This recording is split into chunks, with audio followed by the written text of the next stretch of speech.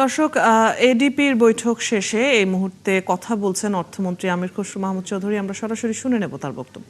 এবং আইএমইডি যারা বাস্তবায়নটা দেখে তারা এই প্রকল্পগুলো বিগত দিনে যে দুর্নীতির মাধ্যমে কিংবা অব্যবস্থাপনার মাধ্যমে যে সমস্ত প্রকল্পগুলো এসেছে এগুলো আইডেন্টিফাই করবে আইএমইডি তদন্তের মাধ্যমে, তার পরিপ্রেক্ষিতে ব্যবস্থা নেওয়া হবে। তো এই হলো মোট আজকের সিদ্ধান্ত। তো আপনারা আশা করি এটার কিছু প্রতিফলন বাজেটেও দেখতে পাবেন এবং আগামী দিনের বাংলাদেশের উন্নয়নের যে চিত্র সেখানেও আশা করি তার প্রতিফলন পাবেন ইনশাআল্লাহ।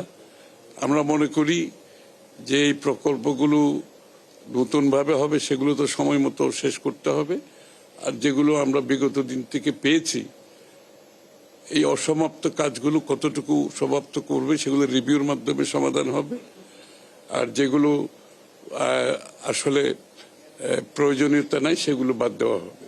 প্ল্যানটা খুব সহজ,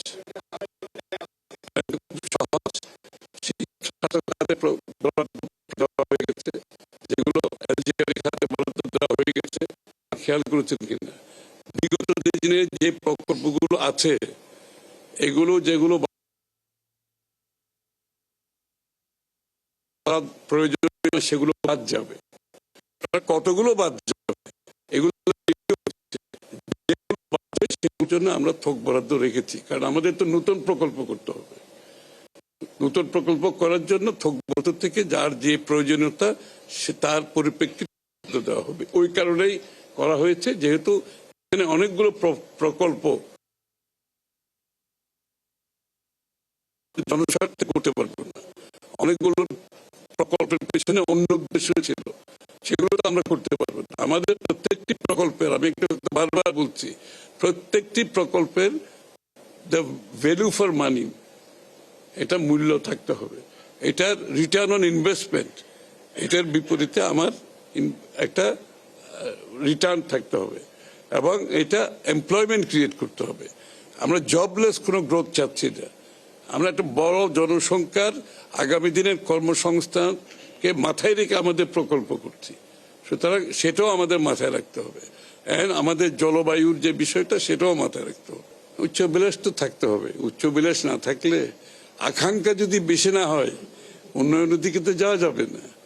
আর বিশেষ করে বিগত দিনের দেশ যতটুকু পিছিয়েছে সেখান থেকে স্যালভেজ করে সামনের দিকে যেতে হলে আপনাকে তো বিনিয়োগ করতে হবে। আপনি বিনিয়োগ না হলে প্রবৃদ্ধি হবে না, কর্মসংস্থান হবে না, দেশের উন্নয়ন হবে না। সুতরাং আমাদের সেই কনফিডেন্স আছে, আমরা সেটা বাস্তবায়ন করতে পারবো বিধায় আমরা প্রকল্প এত বড় একটা ডেভেলপমেন্ট বাজেট করেছি। আশা করি সকলের সহযোগিতায়, সততার মাধ্যমে, প্রফেশনালিজমের মাধ্যমে এটা করা সম্ভব।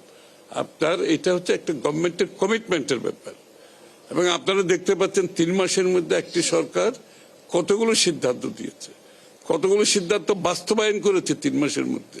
সুতরাং বুঝতেই পাচ্ছেন যে আমাদের প্রজেক্ট শুধু নেওয়া তো বড় কথা না, এটা বাস্তবায়নের পিছনে যে চিন্তা সেটাকে মাথায় রেখে আমরা প্রজেক্টগুলো করছি।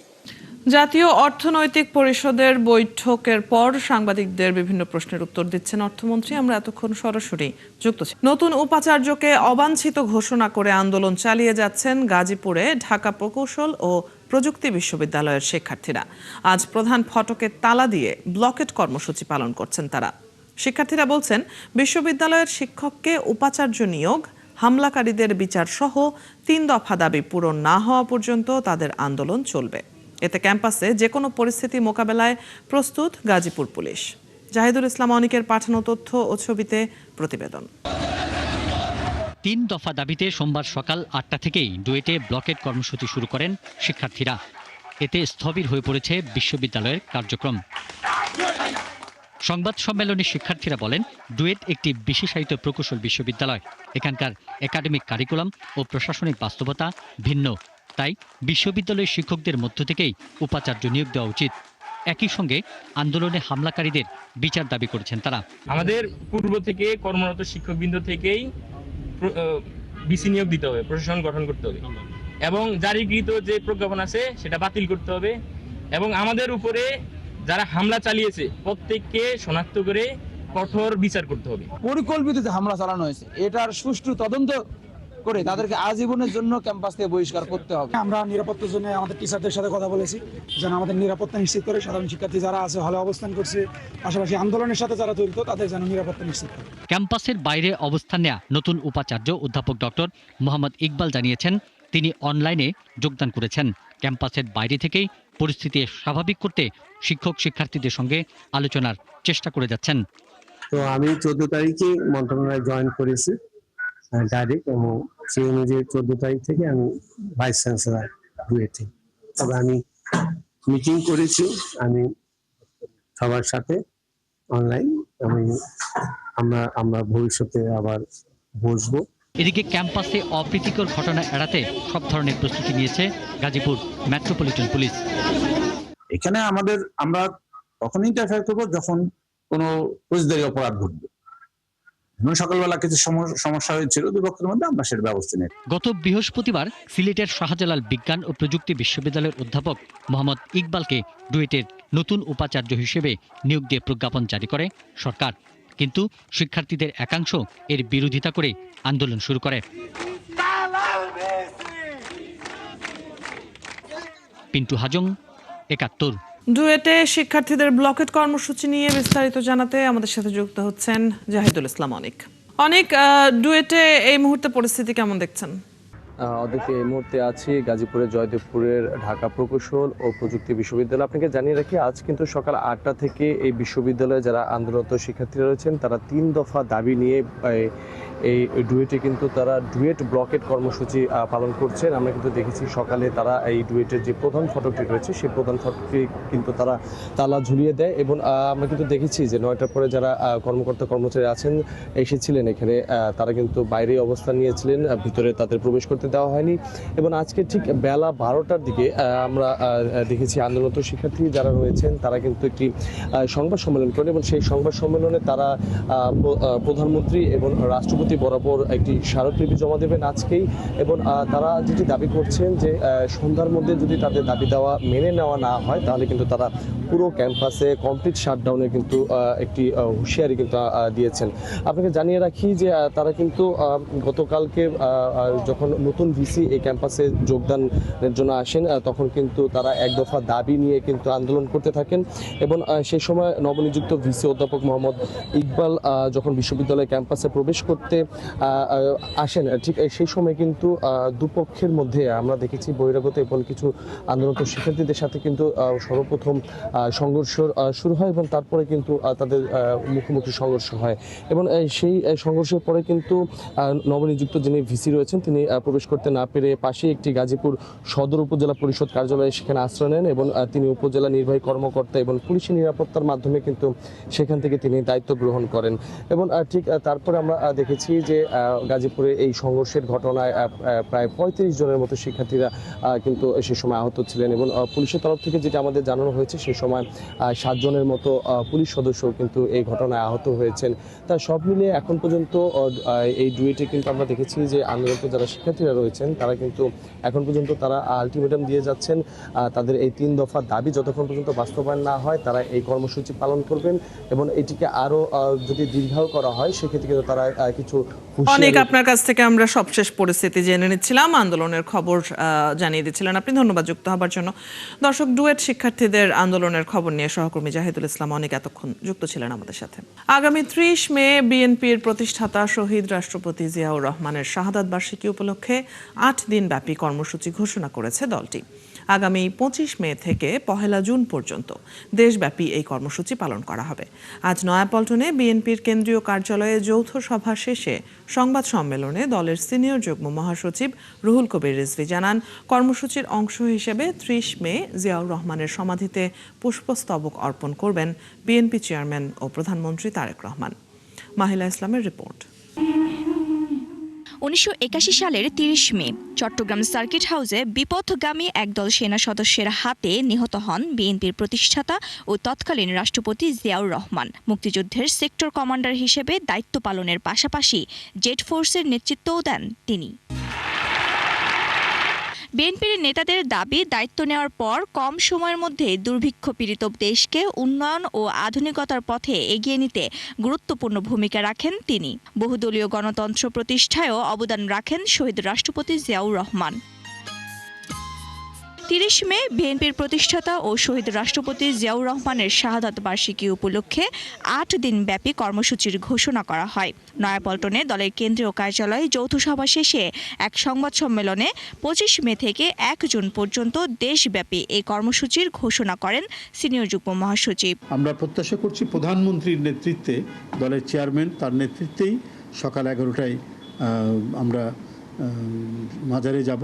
রিজভী বলেন, দেশব্যাপী খাল কাটা কর্মসূচির মাধ্যমে কৃষি বিপ্লবের সূচনা করেছিলেন শহীদ রাষ্ট্রপতি জিয়াউর রহমান। তার দেখানো পথ অনুসরণ করেই নির্বাচনের প্রতিশ্রুতি বাস্তবায়নে কাজ করে যাচ্ছেন প্রধানমন্ত্রী তারেক রহমান। আজকে অনেক রাজনৈতিক প্রতিপক্ষ নানা ধরনের কথা বলছেন, নানা ধরনের এটিকে ডাইভার্ট করার জন্য, বিকৃত করার জন্য কথা বলছেন, কিন্তু আজকে জনগণের মধ্যে যে আশার আলো ছড়িয়েছে, জনগণের মধ্যে যে আস্থার তৈরি হয়েছে, সেইটাকে তারা টলাতে পারছেন। এর আগে নয়াপল্টনের সাবেক স্বাস্থ্য প্রতিমন্ত্রী মিজানুর রহমান সিনহার দ্বিতীয় জানাজা অনুষ্ঠিত হয়। এতে বিএনপির সিনিয়র নেতা সহ দলের বিভিন্ন পর্যায়ের নেতাকর্মীরা অংশ নেন। মাহিলা ইসলাম, 71, ঢাকা। মাদারীপুরে আত্মীয়ের বাসা থেকে স্বামী, স্ত্রী ও শিশু সন্তান সহ একই পরিবারের 3 জনের মৃতদেহ উদ্ধার করেছে পুলিশ। রবিবার শহরের আমিরাবাদ এলাকায় একটি ভাড়া বাসা থেকে পুলিশ তাদের মৃতদেহ উদ্ধার করে। ঘটনাটি আত্মহত্যা নাকি হত্যা তা উদ্ঘাটনে কাজ করছে পুলিশ ও র্যাব। তবে প্রাথমিকভাবে সন্দেহের তালিকায় রাখা হয়েছে তার আত্মীয় মিষ্টি বাড়ইকে। আরিফুর রহমানের তথ্য ও ছবিতে প্রতিবেদন। মাদারীপুর শহরের আমিরাবাদ এলাকার সাবেক ব্যাংক কর্মকর্তা সান্ত্বনা রানী চন্দের বাড়িতে 3 বছর থেকে ভাড়া আছেন ইতালি প্রবাসী যতীন বাড়ইয়ের স্ত্রী মিষ্টি বাড়ই।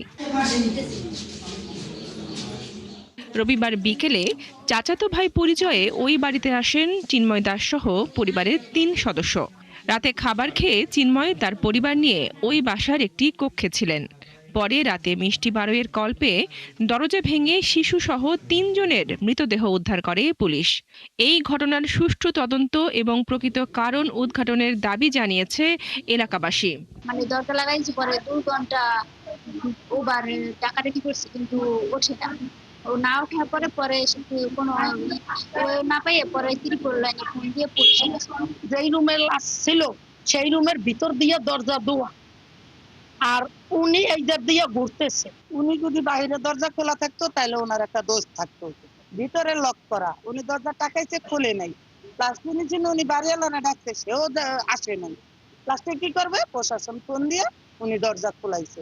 এটি আত্মহত্যা নাকি হত্যা তা উদ্ঘাটনে কাজ শুরু করেছে পুলিশ ও র্যাব। তবে প্রাথমিকভাবে সন্দেহের তালিকায় রাখা হয়েছে মিষ্টি বাড়ইকে। প্রাথমিকভাবে আসলে আমরা এখনো নিশ্চিত নই। আমরা বলেছি পোস্টমর্টম রিপোর্ট না আসার আগে আমরা কিছু বলতে পারছি না। তবে বিষয়টি তদন্ত করে আমরা আসলে বিষয়টি নিশ্চিত হতে পারবো। আমাদের তৎক্ষণাৎ আমরা যেহেতু ফার্স্ট রেসপন্ডার ছিলাম, এসে আমরা ভেতর থেকে দরজাটা আসলে লকই পেয়েছি এবং 2 জনকে ঝুলন্ত অবস্থায় এবং 1 জনকে বিছানায় শায়িত এবং মৃত অবস্থায় আমরা দেখতে পেয়েছি। এখন যেটা জিজ্ঞাসাবাদ, ঘটনাস্থল পরিদর্শন, এদের যে আলামত যেগুলো আছে বা তার মোবাইল নাম্বার থেকে থাকলে সেই মোবাইল নাম্বার যাচাই করা, সিরিয়াল যাচাই করা, বা ওখান থেকে কোনো ইনস্ট্রুমেন্ট পাওয়া গেলে বা টুলস পাওয়া গেলে সেগুলো নিয়ে আমরা একটু কোথায় দেখতে পারি যে আসলে ঘটনাটা কি।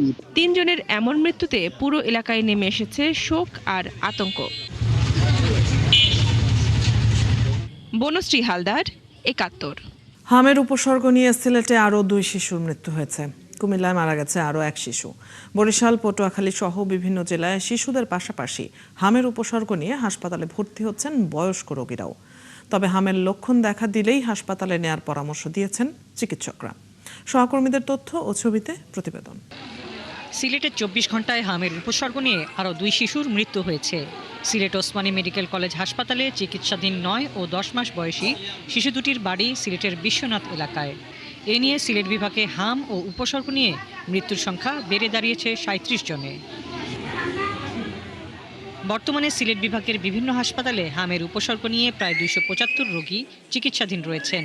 এর মধ্যে শহীদ শামসুদ্দিন আহমেদ নতুন করে হাম ও উপসর্গ নিয়ে 118 জন রোগী হাসপাতালে ভর্তি হয়েছেন। সেখানে আজও 19 জন রোগী নিয়ে সংক্রমণের শীর্ষে পটুয়াখালী। এখন পর্যন্ত হাম ও উপসর্গে 35 জন রোগীর মৃত্যু হয়েছে। বয়স্কদের চিকিৎসা চলছে জেনারেল হাসপাতালে। কালকের অ্যাম্বুলেন্স লিয়ে বরিশালে আইছি, বরিশালাইয়া রোগ ধরা পড়ছে, এই আবার যে গায়ে শরীরে এইগুলো আসছে। পটুয়াখালী 250 শয্যার হাসপাতালে 24 ঘন্টায় নতুন 29 জন সহ বর্তমানে চিকিৎসাধীন 149 জন। এর মধ্যে পূর্ণবয়স্ক রয়েছেন 12 জন। মাত্র 40 বেডের বিপরীতে 3 জন রোগীদের জায়গা দিতে হচ্ছে ওয়ার্ড ছাপিয়ে বারান্দা ও করিডরে। আমাদের অসুস্থ হয়ে গেছে, কোনো বেড নাই, ফ্যানের কোনো ব্যবস্থা নাই। তাই মশার কামড় দিয়ে আমরা কমাই যাই না, আর ফ্যান নাই। অনেকে তো ভ্যান কিনে লইছে, আমাকে তো ওষুধ কিনবো না ভ্যান কিনবো। কুমিল্লার 14 গ্রামে হামে আক্রান্ত হয়ে 7 মাস বয়সী এক শিশুর মৃত্যু হয়েছে। কুমিল্লা মেডিকেলেও ধারণ ক্ষমতার 3 গুণেরও বেশি রোগী চিকিৎসা নিচ্ছেন মেঝে ও বারান্দায়। বিছানা না থাকায় শিশুদের স্থান হয়েছে ইউনিটের করিডরে, বারান্দায় এবং সিঁড়িঘরে। বাচ্চাদের যে অক্সিজেনের সমস্যাটা আমার কাছে বেশি মনে হচ্ছে, যে অক্সিজেন আরও একটু মেশিনগুলো যদি বার হয়, দেখা গেছে একজন দিচ্ছে আরেকজনের রোগী অনেক ভীষণভাবে নিঃশ্বাস নিতে পারতেছে না। বেড নাই, অনেক রোগীকে দিয়ে গেছে নিচে, বিছানা কিনে এনে নিচে থাকতে হয়। মানে যাচ্ছে যে তার তুলনায় আসার রোগীর সংখ্যা বেশি। চিকিৎসা চলছে, সুন্দর চিকিৎসা, তারপরে এখন কিছু একটা কম, ডাক্তার বলছে 2 দিন থাকা চিকিৎসা করে নিলে ভালো হয়। হাসপাতাল কর্তৃপক্ষ জানিয়েছে আইসোলেশন ইউনিটে অক্সিজেন কনসেন্ট্রেটর জরুরি হলেও সেটি প্রয়োজনের তুলনায় কম। সেখানে আইসোলেশনে রয়েছে 96 জন শিশু রোগী। আমরা আশা করব যে আমাদের এই শিশু বিভাগে যদি শয্যা সংখ্যা আরও বাড়ানো হয়, আমরা আরও অনেক রোগীর চিকিৎসা সেবা আমরা দিতে পারবো। এদিকে 24 ঘন্টায় কুমিল্লা জেলার বিভিন্ন হাসপাতালে নতুন করে ভর্তি হয়েছে 29 জন। হাসিবা আলী বর্ণা, 71। সাংবাদিকদের সুযোগ সুবিধা নিশ্চিত না করে অ্যাটকোর ঘোষণা অযৌক্তিক বলে মন্তব্য করেছেন ব্রডকাস্ট জার্নালিস্ট সেন্টারের চেয়ারম্যান ফাহিম আহমেদ। RFEDর অভিষেক ও বিদায়ী কমিটির সংবর্ধনা অনুষ্ঠানে তিনি একথা বলেন। এ ধরনের সিদ্ধান্ত স্বাধীন সাংবাদিকতা, পেশার গতিশীলতা এবং শ্রম আইনের পরিপন্থী বলেও আখ্যা দেন তিনি। ঢাকা সাংবাদিক ইউনিয়নের সভাপতি শহীদুল ইসলাম অ্যাটকোর নতুন ঘোষণার প্রতিবাদ জানিয়ে বলেন, এই সিদ্ধান্ত সাংবাদিকদের জন্য আরেকটি কালো আইন। আসলে এটা একটা সার্কেল মিটিং, এটা প্রি ইলেকশন, ডিউরিং ইলেকশন এবং পোস্ট ইলেকশন। সো আমাদের এই সাংবাদিক কর্মী মানে গণমাধ্যম কর্মীদের কাছে বা সহকর্মীদের কাছে আমরা সবসময় দেখি যে প্রি ইলেকশন এবং ডিউরিং ইলেকশনের মধ্যে যে ফোকাসটা থাকে, কিন্তু পোস্ট ইলেকশনে যে জায়গাটা আসলে অ্যাকাউন্টেবিলিটিটা অ্যাকচুয়ালি এনশিওর করা যায়, সেই জায়গাতে একটু ফোকাসটা কম থাকে। তো আমরা প্রত্যাশা করি সেই জায়গাটা হবে। বাংলাদেশের ইতিহাসে সর্বদল অংশগ্রহণমূলক সার্বজনীনভাবে যে একটা গ্রহণযোগ্য এবং উৎসবমুখর নির্বাচন ব্যবস্থা হয়েছিল ত্রয়োদশ জাতীয় সংসদ নির্বাচন। মানুষ যখন গত 3টি নির্বাচনী ব্যবস্থাপনায় জনগণ যখন ভোটাধিকার থেকে বঞ্চিত হয়েছিল, তারপর সর্বজন গ্রহণযোগ্য একটা নির্বাচন ব্যবস্থা আমাদের দিয়েছিল বর্তমান নির্বাচন কমিশন। বাস মালিকদের দ্বন্দ্বে হবিগঞ্জে দ্বিতীয় দিনের মতো চলছে অনির্দিষ্টকালের পরিবহন ধর্মঘট। সকাল থেকে জেলার অভ্যন্তরীণ রুট সহ সিলেট ও মৌলভীবাজারের সঙ্গে যান চলাচল বন্ধ রয়েছে। হবিগঞ্জ মোটর মালিক গ্রুপের ডাকা ধর্মঘটে সাধারণ যাত্রী, চাকরিজীবী ও দূরপাল্লার যাত্রীরা চরম ভোগান্তিতে পড়েছেন। হবিগঞ্জ ও মৌলভীবাজার বাস মালিক গ্রুপের বিরোধ নিষ্পত্তি না হওয়ায় এই আন্দোলন চলছে। এর আগে প্রশাসনের আশ্বাসে বাস ধর্মঘট তুলে নেওয়া হলেও সমস্যার স্থায়ী সমাধান না হওয়ায় আবারও এই কর্মসূচি শুরু হয়। ধর্মঘটের কারণে অতিরিক্ত ভাড়া দিয়ে বিকল্প যানবাহনে যাতায়াত করছেন যাত্রীরা। চলছে সংবাদ সংযোগ। সরাসরি সংবাদ ও অনুষ্ঠান দেখতে চোখ রাখুন ৭১-এর ফেসবুক পেজে এবং সাবস্ক্রাইব করুন ৭১-এর ইউটিউব চ্যানেল। থাকুন ৭১-এর সাথে।